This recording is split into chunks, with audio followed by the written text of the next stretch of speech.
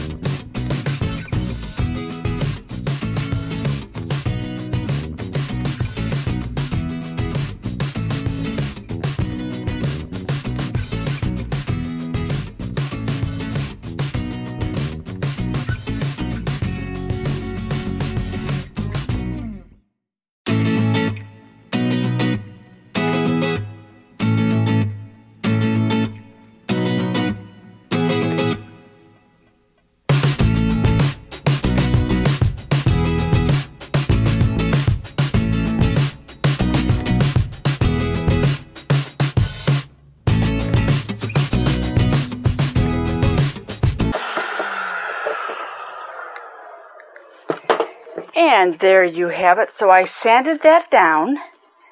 You could see how I went up on the edge to really try to follow through with that line along with up here. And now it feels nice and smooth.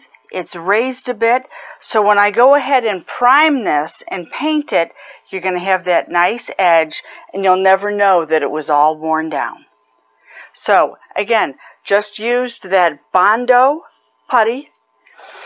Set it up there, put it on with this spackling edge so I could really kind of build that up, and then I just sanded it down to kind of create and fill in where that was worn down.